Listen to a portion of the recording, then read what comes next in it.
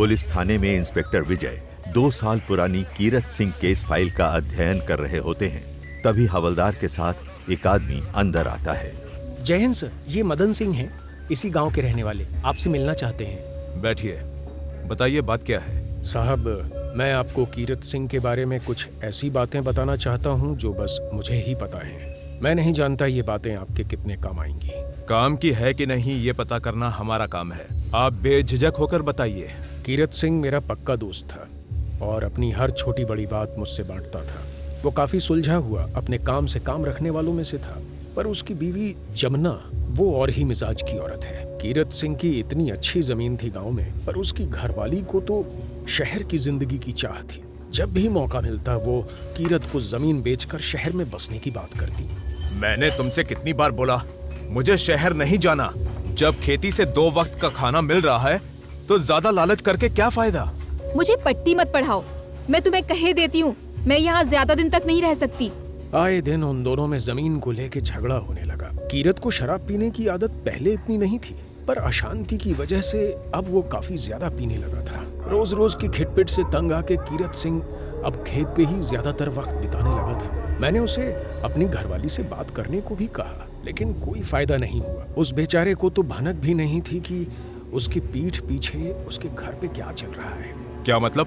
कुछ दिनों से जमुना के हाव भाव में फर्क नजर आ रहा था। कीरत से झगड़ना तो दूर, वो उसकी तरफ मुड़ के भी नहीं देखती थी। एक दिन कीरत ने सच्चाई का पता लगाने की ठानी और अपनी घरवाली को उस चंदन के साथ रंगे हाथों पकड़ लिया। पहले तो उसने चंदन को खूब मारा और फिर जमुना की भी जमकर खबर ली। चंदन कीरत सिंह को देख लेने की धमकी देकर वहां से निकल गया। तब से ही सरपंच और कीरत सिंह के बीच 36 का आंकड़ा चलता था। लेकिन इतना सब होने के बाद भी कीरत की घरवाली और चंदन का मिलना जुलना बंद नहीं हुआ।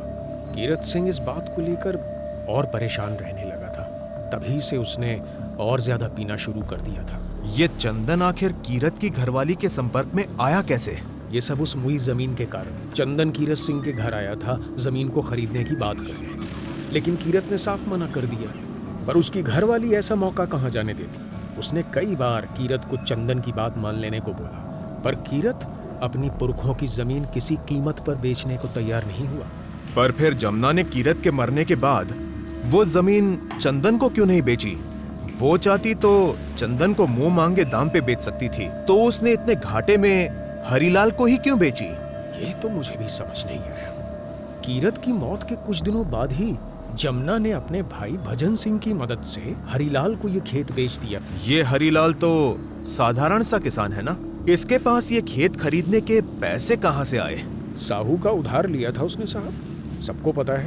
पर बेचारे की फसल हर बार खराब हो जाती है। मुझे लगता है चंदन ही काला जादू करके हरीलाल की फसल बर्बाद कर रहा है। वरना आप ही बताइए साहब, इतनी अच्छी फसल यूं रातों रात भला बर्बाद होती है? उसकी कोई तांत्रिकों से पहचान भी है। ये सब तंत्र मंत्र टोना टुटका का ही असर लगता है। इस बात ने तो हमें भी चक्कर में डाल रखा है। यदि इन बातों का इस केस से कोई ताल्लुक है तो हम इस रहस्य को भी सुलझा लेंगे। तभी एक हवलदार उनके केबिन में आता है। सर, हरीलाल के बताए अनुसार स्केच तैयार हो गया है। क्या तुमने इस औरत को कभी देखा है? कुछ जानते हो इसके बारे में? नहीं साहब, मैंने इन्हें कभी नहीं देखा। कौन है ये? उस दिन जो नर कंकाल इमली के पेड़ के नीचे से बरामद किया था, उसके बारे में हरीलाल को इसी औरत ने बताया था। मैं इनको नहीं जानता। वैसे मेरी आपसे एक गुजारिश थी, जो मैंने आपसे बोला है वो सब आप किसी को मत बताइएगा, वरना वो चंदन मुझसे भी दुश्मनी पाल लेगा। मुझे लगता है कीरत किसी दुर्घटना में नहीं मरा, उसकी मौत के पीछे भी चंदन का हाथ है।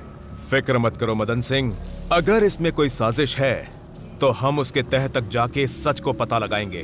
तुम निडर होकर जा सकते हो, इस पे भी नजर रखना। जब तक ये केस सुलझ नहीं जाता, हर एक व्यक्ति हमारे शक के घेरे में है। कुछ देर बाद इंस्पेक्टर रिकॉर्ड रूम में कीरत दुर्घटना केस की फाइल पढ़ते हैं। तभी उन्हें ऐसा लगता है कि कोई खिड़की के बाहर उनको छिप कर देख रहा है। वो उठकर खिड़की के पास आते हैं, पर कोई दिखाई नहीं देता। कौन है वहां? तभी अलमारी के ऊपर से एक फाइल नीचे गिरती है। इंस्पेक्टर विजय फाइल का नाम पढ़ के एक क्षण के लिए रुक से जाते हैं। त्यागी? अरे ये तो वही है जिसका नाम ज्योति ने हरीलाल को बताया था। जिसे वो 3 लोग मार रहे थे। कहीं वो कंकाल। क्या विनोद की फाइल इस केस में कोई नया मोड़ लेके आने वाली थी? क्या इंस्पेक्टर विजय ज्योति तक पहुंच पाएंगे? कहानी जारी रहेगी।